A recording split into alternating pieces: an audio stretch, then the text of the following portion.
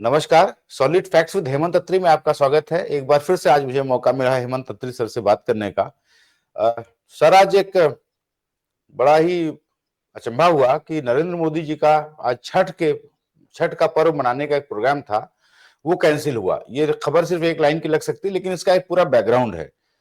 वो हुआ क्या कि छठ जो है वो ईस्टर्न यूपी और बिहार का एक बहुत ही इंपॉर्टेंट पर्व है, और उसमें माना यह जाता है कि देश दुनिया में कहीं भी कोई रहे, वो कैसे भी छुट्टी लेके वो अपने छठ पे पहुंचता ही है। इवन जब मैं गुड़गांव में नौकरी करता था तो कुछ बच्चे ऐसे थे जिनके की जो ये कहते थे, अगर हमें लंबी छुट्टी न दीजिए तो आप मुझे दिवाली की छुट्टी मत दीजिए, लेकिन मुझे छठ में जाने दीजिए।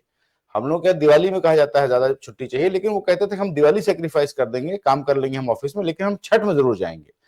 तो एक तो ये मैं बता दूं कि बहुत ही इंपॉर्टेंट वो पर्व है, और उसका जिस ढंग से राजनीतिक उपयोग किया जा रहा था पिछले 2 दिनों से, इससे पहले मुझे नहीं याद पड़ता कि कभी प्रधानमंत्री मोदी जी ने छठ मनाया हो या रेखा गुप्ता जी ने यहां तक का सिंदूर लगाया हो। लेकिन शायद वोट एक ऐसी चीज है कि क्या नहीं करना पड़ता है, और यहां तक उसकी अब हालत हो गई है कि उसको एक मजाक के तौर पर लिया जा रहा है, एक गिमिक किया जा रहा है। और आपने देखा होगा कि 2 दिनों से जो है वो मीडिया, सोशल इन्फ्लुएंसर्स को भेजा गया कि देखिए कितनी यमुना साफ हो गई, और एक वहां पे एक एनकैचमेंट एरिया बनाया गया, जिसमें कि बाद में एक एरियल फोटो आई जिसमें समझ में आ गया कि नदी अलग है और उसमें एक मेड़ बांध करके उतना साफ पानी वहां भर दिया गया है। वो शायद वो फोटो ना वायरल होती तो मोदी जी उसको बताते या रेखा गुप्ता जी बताती कि पूरी यमुना हमने कितना बढ़िया जादू से साफ कर दिया है। पोल्यूशन का एक दूसरा एस्पेक्ट है, उस पर हम बाद में बात करेंगे। लेकिन सर, ये जो तरीका है मोदी जी का या भाजपा का कि पहले उसको जो है वो राजनीतिक उपयोग करो, और फिर जब उसकी खुल जाए तो वहां से भाग खड़े हो, ये जो झटका मोदी जी को लगा है, इस पे आप क्या कहेंगे? रेखा गुप्ता जी के मार्क्स कटे होंगे? गणेश जी नमस्कार, आपको सारे दर्शक साथियों को भी। देखिए गणेश जी, ये जो मोदी जी के एक पुराना स्टाइल है ना, आज से नहीं, जब से वो सक्रिय राजनीति में आए हैं, आरएसएस के बाद जब से वो राजनीति में आए हैं, उनकी एक बहुत जबरदस्त यूएसपी है, वो है ऑप्टिक्स। ऑप्टिक्स के वो माहिर हैं, और इवेंट क्रिएशन में तो उनका कोई मुकाबला ही नहीं। ये मैं और ज्ञानेश तिवारी नहीं कह रहे, ये माननीय आडवाणी जी ने कहा था, अगर आपको ध्यान हो तो, कि मोदी जी का कोई मुकाबला नहीं है जब वो इवेंट की बात आती है। तो ये बहुत दिनों के बाद देखने को मिला कि भरी दिल्ली में लोक कल्याण मार्ग से चंद किलोमीटर की दूरी पर प्रधानमंत्री जी की प्रस्तावित इवेंट, और वो भी इस रूप में कि बिहार के चुनाव को सीधे प्रभावित करे, उसकी कवरेज देखिएगा। मैंने कुछ खबरें भेजी, आपको दिखाइएगा दर्शकों को, कि सारे पॉमेरियन मीडियाज हुआ करके खबर छाप रहे थे, टीवी पे चला रहे थे कि मोदी जी जा सकते हैं वासुदेव घाट पर, ये है वो है। क्या था वासुदेव घाट? यमुना के बिल्कुल किनारे एक स्पेशल एरिया बना करके, उसको बाकी एरिया को हरी चादरों से ढक करके, और उसमें सरिता विहार से गंगा का जो परिष्कृत पानी होता है वो पानी उसमें डाला गया। और वो मामला कभी नहीं खुलता अगर आम आदमी पार्टी के सौरभ भारद्वाज उस मामले को एक्सपोज ना करते। इसमें दाद देनी पड़ेगी, हम पॉलिटिकल किस पार्टी के साथ हमारा कोई वास्ता नहीं है, लेकिन दाद देनी पड़ेगी सौरभ भारद्वाज की, कि उन्होंने जो मीडिया का काम था वो किया। पॉमेरियन मीडिया तो इस तरह की चीजें करता नहीं, वो तो उसके बाद भी जस्टिफाई करने की कोशिश कर रहा था। लेकिन सौरभ भारद्वाज ने दूर से एक पुल से पूरा घटनाक्रम दिखाया कि किस तरीके से वो लगी हुई है हरी, वो उसका सेपरेशन कैसे किया गया है, वो पाइप दिखाए जिससे उसको भरा गया है घाट को, और जहां प्रधानमंत्री जी की इवेंट हो रही थी। और इस पे आप एक चीज साधुवाद देना पड़ेगा आपको, सोशल मीडिया वॉरियर्स को भी। मुख्य धारा के चैनल, अखबार, प्रचार पत्र सब ने अपना काम बंद कर दिया है। पहला ये एक ऐसी चीज मानिएगा आप कि सोशल मीडिया ने किसी चीज में इवेंट प्रधानमंत्री जी की कैंसिल करनी पड़ी हो, केवल और केवल सोशल मीडिया के दम पर। उन्होंने भी जो वीडियो डाला, क्योंकि उसको तो कोई अखबार तो चलाएगा नहीं, ना कोई टीवी चलाएगा, उन्होंने सोशल मीडिया पर डाला, तमाम लोगों ने इस पे शोज किए, और उसका परिणाम आज ये हुआ कि मोदी जी को जो वहां आना था, जो वासुदेव घाट पर, और छठ का जो पूजा पे और आराध्य देना था सूर्य को, और उसके बाद स्नान करना था, वो सारी की सारी इवेंट धरी रह गई। और आज की तारीख में रेखा गुप्ता की सरकार कंप्लीटली बैकफुट पर है। आपको पता है मोदी जी इस तरह की चीजों को भूलते नहीं है, और उसका रिटेलिएशन कभी ना कभी जरूर आएगा, और ये महंगा पड़ेगा दिल्ली सरकार को। सवाल ज्ञानेश जी इससे बड़ा है, यमुना को आप साफ नहीं कर सकते तो कम से कम ऑप्टिक्स तो मत क्रिएट कीजिए ना। बिहार का चुनाव है, इसलिए आप छठ के लिए जाएंगे भी और फर्जीवाड़ा भी करेंगे। और याद रखिएगा एक बात, उसको जब आप दिखाएंगे, मैंने आपको भेजे हैं फोटोग्राफ्स, जो ये वासुदेव घाट था, क्या डायरेक्शंस थी आपको पता है? कि एक पर्टिकुलर एंगल से कैमरे लगेंगे ताकि मोदी जी यमुना में स्नान करते हुए दिखाई दे। ठीक। और पूरे देश में एक मैसेज है कि दिल्ली में यमुना नहाने लायक हो गई है और पानी काफी साफ हो गया है, मैसेज वो था। मोदी जी, आपको ध्यान होगा जब पहली बार चुनाव लड़ने गए थे उत्तर प्रदेश, उन्होंने एक बड़ा नारा दिया था, गंगा मैया ने बुलाया है। तो वहां पर आपने पिछली बार देखा, अभी जो लास्ट ईयर, किस तरीके से इतना बड़ा कुंभ का आयोजन हुआ, और वहां का जो पानी था कुंभ का भी, उस समय भी सीपीसीबी ने क्या कहा था कि ये पानी आचमन तो छोड़िए, नहाने लायक भी नहीं है, पैर धोने लायक भी नहीं है, बीबीसी से लेके तमाम। और उसपे हजारों करोड़ रुपए खर्च किए गए थे पूरे के पूरे आयोजन पे। उसके बावजूद भी उत्तर प्रदेश सरकार ने उस रिपोर्ट्स को स्वीकार नहीं किया था। और जो वीआईपी का एरिया था जहां पर वो नहा रहे थे, वहां पर भी इसी तरीके से कुछ फ्रेश पानी डाला जा रहा था किसी और सोर्स से। तो आप बताइए, कुंभ का जो स्नान है वो कहां पर किया जाता है? पाइप के पानी से, या गंगा जी के उसमें, या उस पे संगम पे? तो कुल मिलाकर के कंप्लीट फर्जीवाड़ा है आस्था के साथ। अगर आप साफ नहीं कर पा रहे हो, गंगा हो यमुना हो, तो आप स्वीकार कीजिए। मोदी जी 11.5 साल में ना गंगा को साफ कर पाए, और ना 1 साल के अंदर दिल्ली में व्यवहारिक तौर पर यमुना को साफ करना संभव था। फिर आप फर्जीवाड़ा क्यों करें? सवाल ये है ना। फर्जीवाड़ा पकड़ा गया, और पहली बार मोदी जी भरी दोपहरी में दिल्ली में सरेआम उनको एक कार्यक्रम कैंसिल करना पड़ा। ये कंप्लीटली एक वो चीज है कि फर्जीवाड़ा पकड़ा जाए, वो भी प्रधानमंत्री के स्तर का। और आज आपने देखा होगा, फिर प्रधानमंत्री वहां नहीं गए वासुदेव घाट पे, और उनको एक ट्वीट करके बधाई देनी पड़ी, छठ पर्व की शुभकामनाएं देनी पड़ी ट्विटर के जरिए। ये हालत हुई। तो आपको मानना पड़ेगा कि जो काम जर्नलिस्ट को करना चाहिए वो तो नेता कर रहे हैं, और नेताओं का काम जर्नलिस्ट कर रहे हैं। नेताओं का क्या काम है कि सत्ता की चापलूसी करना और विपक्ष को टारगेट पे रखना। तो मीडिया वही काम कर रहा है। और आप जानकर स्तब्ध रह जाएंगे, जो पमेरियन मीडिया चैनलों के मीडिया आपके हैं, वो वहां पर यमुना का पानी पी पी के दिखा रहे थे, देखिए कि ये पोर्टेबल है। जो दावा दिल्ली सरकार भी नहीं कर रही, वो मीडिया का काम हो गया। पानी पी के दिखा रहे थे यमुना का दूषित। इस हद तक मीडिया गिर चुका है। इससे आगे क्या देखेंगे अब? अभी तो आने वाला समय काफी बाकी है। कुल मिलाकर जी this is a new law for Indian media at large. जी।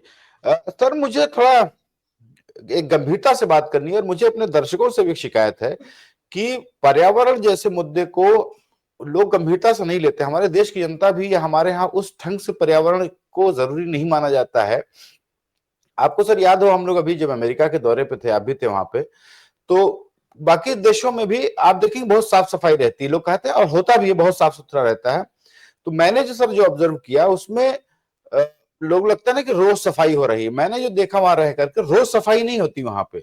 सफाई वहां पे 2-4 दिन में एक दिन होती, सड़कों की या जो आसपास के एरिया है, लेकिन वहां पे गंदगी लोग नहीं करते हैं। तो अगर आप गंदगी करना बंद कर देंगे तो अपने आप ही साफ रहेगा। उसी तरीके से जब आप गंगा सफाई मंत्रालय बनाते हैं, तो जो जानकार हैं नदियों के या पर्यावरण के, वो लोग ये कहते हैं कि आपको नदी को साफ करने की जरूरत नहीं होती, नदी खुद अपने आप को साफ करती है। नदी हर साल पानी आता है जब बरसात का, तो नदी साफ हो जाती है। आपको सिर्फ नदी को गंदा करना रोक देना है। तो आप उसके सीवर में उसके गिरना रोकिए, उसका जो सीवेज वो है वो रोक दीजिए। वहां पे आप उसका ट्रीटमेंट प्लांट मत लगाइए वहां पे। उसी तरीके से आप गंगा में मेड़ बांध के फोटो खिंचा करके तो नहीं कर सकते हैं। दिल्ली में पोल्यूशन का एक ऐसा मुद्दा है कि जो हर साल होता है, और जैसे अभी दिवाली गई, अब दिवाली में ध्रुव राठी ने एक वीडियो बना दिया कि दिवाली में आप पटाखे मत फोड़िए, उससे आपकी सेहत पे खराब असर पड़ता है। यहाँ पे लग गए लोग कि नहीं, अब प्रदूषण तो करके रहेंगे। ये एक समस्या जो हमारे देश की है कि प्रदूषण करना, प्रदूषण कुछ भी हो जाए, मैं धार्मिक, हमारी एक रिक्वायरमेंट, हम पटाखे फोड़ेंगे, हम पानी गंदा करेंगे, हम ढोलनी में पानी ज्यादा खर्च करके दिखाएंगे आपको। इसका सर क्या इलाज है? क्योंकि शायद इसी का लाभ जो है वो नरेंद्र मोदी जैसे लोग उठाते हैं कि अगर फोटो खिंचाने से ही लोग खुश हो रहे हैं तो फोटो खिंचाओ। साफ हवा साफ पानी किसको चाहिए दिल्ली में? नहीं नहीं गणेश भाई, इसका उल्टा कीजिए आप। आम आदमी की जागरूकता का किसका काम है? सरकार का काम आम आदमी को जागरूक करना है। और जब सुप्रीम कोर्ट में पटाखों की बात चल रही थी, तो दिल्ली सरकार क्या कह रही थी कि सनातन की मजबूती के लिए पटाखे बजाना जरूरी है, और ग्रीन पटाखों की इजाजत दी जाए। अरे भले आदमियों, कौन से ग्रीन पटाखे बजे हैं दिल्ली के अंदर, बता देंगे मुझे?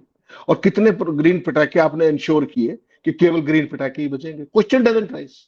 तो जो सरकार प्रदूषण रोकने की बजाय प्रदूषण फैलाने का रास्ता प्रशस्त करती हो, केवल इसलिए कि सनातन को मजबूत करना है, और सनातन अगर प्रदूषण से मुक्त होता है, मजबूत होता है, तो फिर तो भगवान हिमालय के इस पूरे दिल्ली का भी और पूरे देश का भी। और वही सुप्रीम कोर्ट ने कहा। सुप्रीम कोर्ट ने कुछ समय बांधा कि इतनी देर के अंदर पटाखे बजा सकते हैं, ग्रीन पटाखे। और वो आपने देखा कौन से पटाखे बजे, कितनी देर तक बजे। ऐसे जाहिल लोग हैं, अगले दिन तक भी पटाखे बजा रहे थे, पूरी रात को वही ट्रेडिशनल पटाखे जो पोल्यूशन वाले थे। और उसके बाद दिल्ली सरकार ने क्या किया? कथित तौर पर दिल्ली के जितने भी प्रदूषण मॉनिटरिंग सेंटर्स हैं, उन सब का स्विच ऑफ कर दिया गया, क्लोज कर दिया गया उनको। दिल्ली सरकार खुश कि अब तो जो चाहेंगे वो नैरेटिव चलेगा। लेकिन दुर्भाग्य उनका कि दिल्ली का जो पॉल्यूशन है या देश का पॉल्यूशन जो है, उसको केवल दिल्ली सरकार मॉनिटर नहीं करती, पूरे देश और दुनिया के जो है सारे सिस्टम्स यहाँ पे लगे हुए हैं। ये कह रहे थे कि हमारे यहाँ 350 पॉल्यूशन और बिल्कुल बढ़ा ही नहीं। मनिंदर सिंह की प्रेस कॉन्फ्रेंस देखी होगी आपने।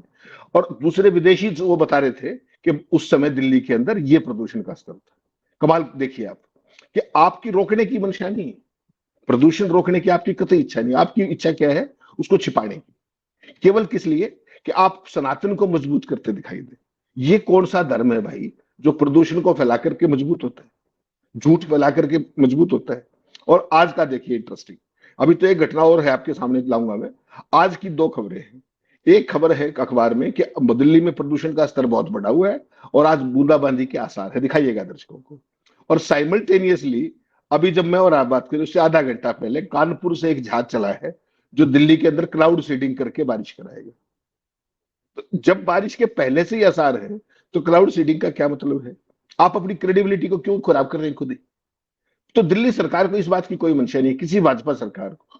उनको ये पता है अपने ज्ञानेश भाई कि तुम्हारी कोई खबर तो छपनी ही नहीं कहीं मेन स्ट्रीम के मीडिया में, कहीं चैनलों में कोई सवाल तो आपसे पूछा ही नहीं जाएगा ना।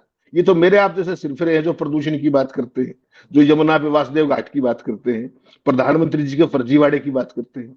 उसके लिए हिम्मत चाहिए, उसके लिए हिमाकत चाहिए, उसके लिए देश के इश्यूज के प्रति कंसर्न चाहिए। आज की तारीख में पूरे देश का मीडिया एक खास तरीके के रंग में रंग के केवल और केवल एक खास अर्थशास्त्र के तहत काम कर रहा है और अपना मूल दायित्व जो था वो भूल गया है। और उसी का परिणाम है कि सरकारें, दिल्ली की सरकार राजधानी के अंदर इतने बड़े फर्जीवाड़े कर रही है। आपने कल देखा होगा किस तरीके से एक पॉल्यूशन मॉनिटरिंग सेंटर के आसपास, सौरभ भारद्वाज ने दिखाया कल उसको भी, किस तरीके से एमसीडी के ट्रक घूम घूम करके पानी गिरा रहे थे। मैं चाहूंगा दर्शकों को दिखाइएगा वो सीन, वो छोटी सी वीडियो है कि वहां पर वो जो पॉल्यूशन का एक्चुअल फिगर्स ना आए और पानी की जो वेपर्स, आपको पता है पॉल्यूशन को थोड़ा बहुत एब्जॉर्ब कर लेते हैं, कम कर लेते हैं, तो फिगर्स को छुपाने के लिए किस तरीके से दिल्ली सरकार ने वहां पर एमसीडी ने लगातार जो मॉनिटरिंग सेंटर है उसके आसपास पानी गिरा रहे थे। वो एक तरफ तो आप पानी की कमी की बात करते हैं, ऊपर से पानी को इस तरीके से हजारों लीटर पानी एक मॉनिटर सेंटर की हालत है वो, तो बाकियों का भी सोच लीजिए क्या होगा।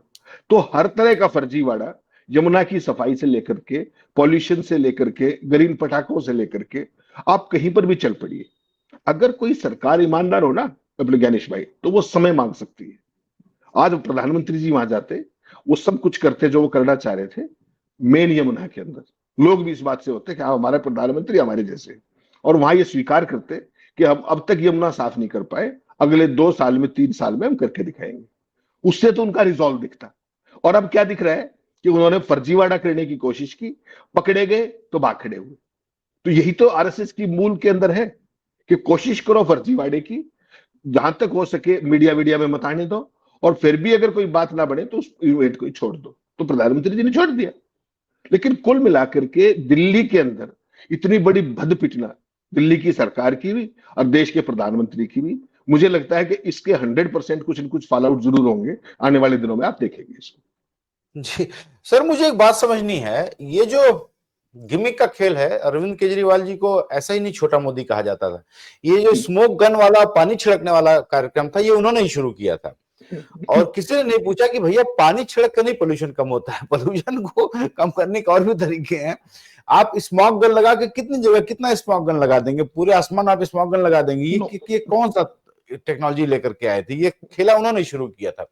मैं से पूछ रहा हूँ कि केजरीवाल जी से लेकर के अब तक क्या दिल्ली में पोल्यूशन को रोकने के लिए कुछ सार्थक प्रयास हुए भी हैं, या सिर्फ ऐसे ही एक गिमिक वो करते थे? ये तो बड़े वाले खैर आ गए, रेखा गुप्ता जी, इनका तो कहना ही क्या। नहीं ज्ञानेश जी, देखिए कोई भी प्रदूषण को रोकने का केवल एक उपाय है कि प्रदूषण कम कीजिए। आपने अमेरिका का उदाहरण दिया, आप कहाँ गए थे? वाशिंगटन डीसी वहां की राजधानी है।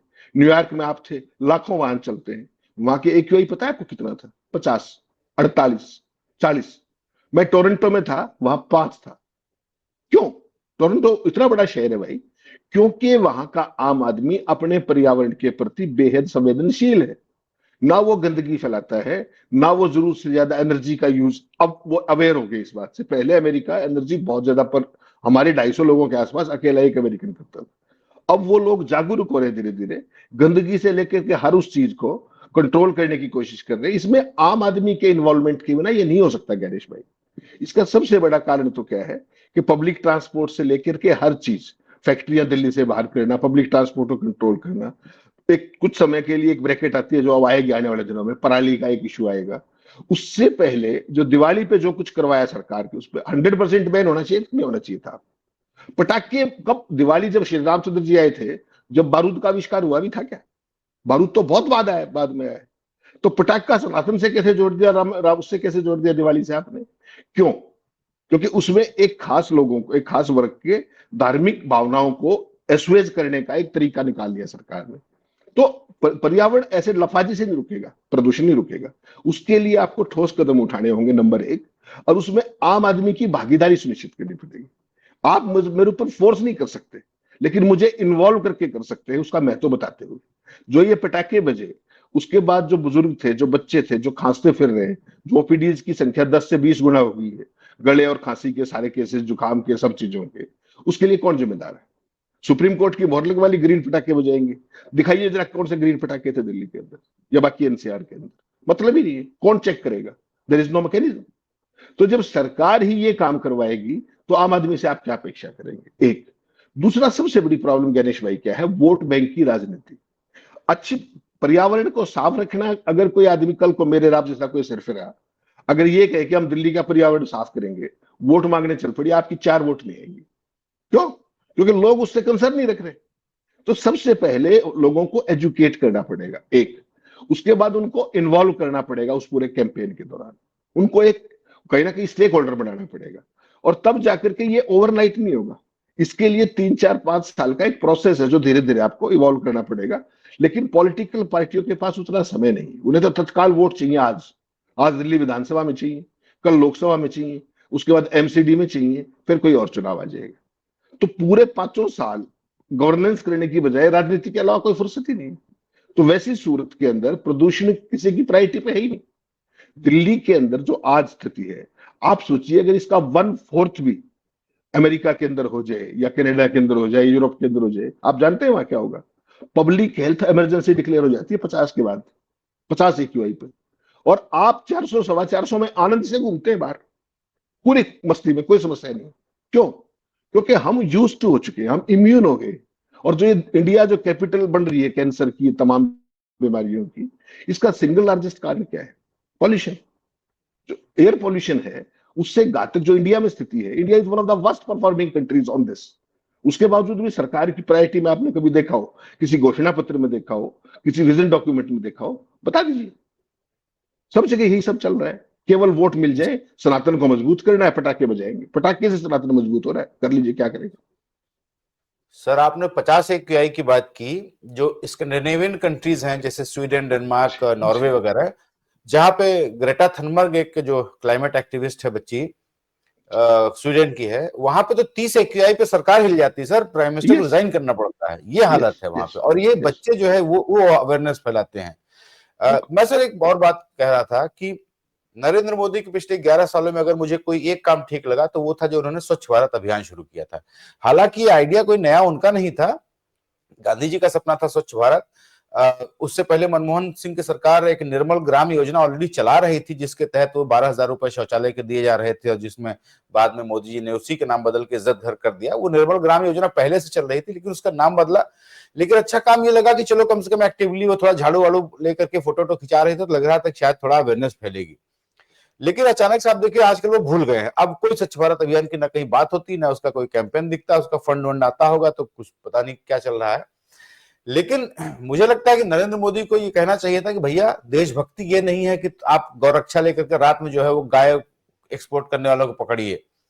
देशभक्ति एक, आप गंदगी मत करिए रोड पे, आप ट्रैफिक नियमों का पालन करिए, आप धूल मत उड़ाइए, आप अपनी गाड़ी का पोल्यूशन लेवल कंट्रोल में रखिए, आप हो सके तो गाड़ी कम निकालिए, पब्लिक कन्वेंस से चलने की कोशिश करिए। इसमें सर इसको करने में नरेंद्र मोदी फेल हुए। मैं इस पे सर आपका एक वक्तव्य चाहता हूं। नहीं नहीं गणेश जी, देखिए आप कोई मतलब कहीं ना कहीं उसमें दिक्कत है समझने में।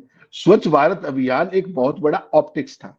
अगर कभी उसके आप बजट का ब्रेकअप देखेंगे, उसका 80 से 85% खर्चा मोदी जी के विज्ञापन पर ही होता था, माफ कीजिएगा। दो कार्यक्रम इस देश में ऐसे हैं, एक स्वच्छ भारत अभियान और एक बेटी बचाओ बेटी पढ़ाओ अभियान। इन दो का 85% बजट केवल और केवल मोदी जी के विज्ञापन पर और कंसर्न स्टेट के भाजपाई मुख्यमंत्रियों के विज्ञापन पर खर्च होता था। ये है मोदी जी की असलियत। स्वच्छ भारत नहीं अभियान। सर मैं उसमें भी राजी हूं। अगर अगर ये प्रचार के जरिए ही अगर अवेयरनेस आ सकती थी तो ये प्रचार के जरिए ही करना चाहिए था। मैं उसमें कोई एतराज नहीं है, कोई पैसा प्रचार पर खर्चा होता, लेकिन वो रोका। अब वो प्रचार भी नहीं हो रहा। वो फोटो मोदी जी कभी झाड़ू भी लेके नहीं घूम रहे हैं आजकल। नहीं नहीं गणेश जी, प्रचार उस तरीके से नहीं, एक्टिव प्रचार होता है लोगों के बीच में जाकर के। इसको एक कुरिकुलम का हिस्सा बनाइए आप, स्कूल कुरिकुलम में डालिए, कॉलेज कुरिकुलम में डालिए, उसका इंपॉर्टेंस समझाइए राइट फ्रॉम नर्सरी क्लास। अभी जब आपको मैं बता रहा था घटना कि हैबिचुअली आदमी कैसा होता है। अभी मैं एक बच्चे को वहां के टोरंटो में एक बच्चे को स्कूल छोड़ने जा रहे थे, मेरे हाथ में एक कागज था, मैं भाग के गाड़ी में चढ़ा, वो बच्चा लेट हो रहा था, मैंने कागज फेंक दिया नीचे। वो बच्चे ने मेरी तरफ ऐसे घूरा कि आप ये क्या कर रहे हैं। मुझे वो कागज उठा के पहले गाड़ी में रखना पड़ा, वापस आके वो डस्टबिन में डालना पड़ा। वो तीसरी क्लास का बच्चा था। अब आप समझिए, मैं भी कोई कागज वहां छोड़ने वाला नहीं था, वापस आके उठाता, लेकिन उसने तभी इंश्योर किया कि मैं वो कागज वहां से उठा लूं। ये है जो गुड हैबिट्स जो इनकलकेट की जाती है बचपन से, फ्रॉम नर्सरी ऑनवर्ड्स। और हमारे यहाँ इसके ठीक उल्टा है। हमारे यहाँ अगर सड़क पे आपने कुछ नहीं फेंका तो फिर आपकी बादशाहत कम होगी। आपने कहा पब्लिक ट्रांसपोर्ट का यूज कीजिए, बहुत अच्छी बात है, लेकिन उसके लिए पब्लिक ट्रांसपोर्ट भी तो होना चाहिए, उसके लिए एक सिस्टम तो होना चाहिए। सारे का सारा जोर किस बात पे है? जोर केवल सनातन को मजबूत करने पे है कि आपको जो मर्जी आए करे, सनातन उससे मजबूत होगा।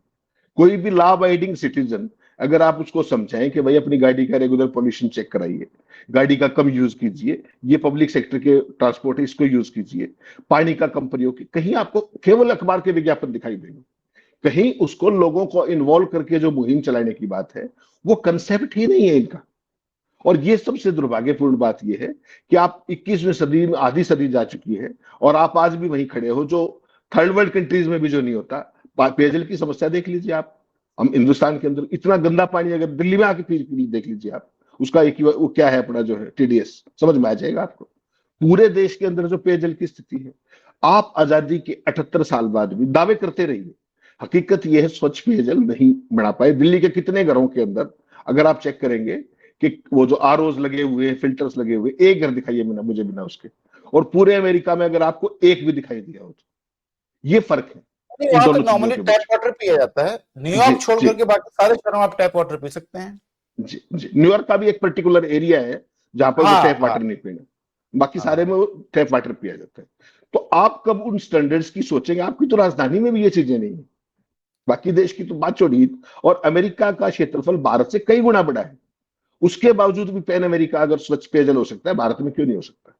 वहां की नदियां साफ हो सकती, कितनी नदियां हम लोगों ने देखी, वहां की नदी में कहीं पत्ता भी दिखाई दिया आपने? और हमारे यहाँ सीवर के सीवर गिर रहे हैं, प्रधानमंत्री जी की खुद की लोकसभा कंस्टिट्यूंसी के अंदर गिर रहे हैं। 11.5 साल हो गए, कितनी गंगा साफ होगी जरा बता दे देशवासियों को। दिल्ली में भी 1 साल होने को आया, बता दीजिए क्या हुआ। तो गिमिक्स एक चीज है, लाउड माउथ होना एक बात है, प्रोपेगेंडा एक बात है, और ग्रास रूट पे डिलीवरी दूसरी बात है। मेरा केवल चिंता एक ही है, अनलेस एंड अनटिल आप आम आदमी को इन्वॉल्व करेंगे इन सारे इश्यूज के अंदर, तब तक भला होने वाला नहीं है।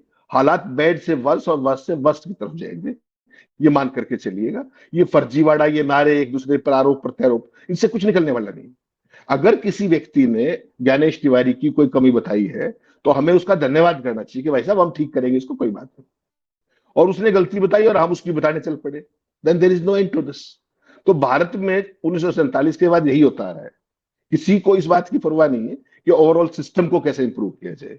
आरोप, बयानबाजी, राजनीति, घटिया सियासत, ओछापन, यही है जो इस देश को आज यहां खड़े किए हुए, जबकि we deserve far much better than what we are today.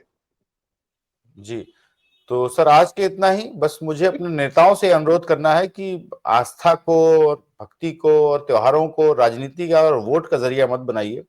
Ayodhya में आप देख चुके हैं कि आपने एक मंदिर का राजनीतिकरण किया और आपका क्या हश्र हुआ, वहां से आप हार के लौटे हैं।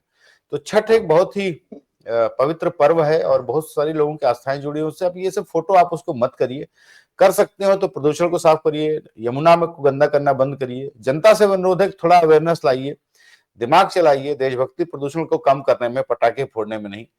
तो आज के लिए सर इतना ही। हमसे बात करने के लिए आपका बहुत धन्यवाद और दर्शकों का भी बहुत बहुत धन्यवाद। Thank you so much.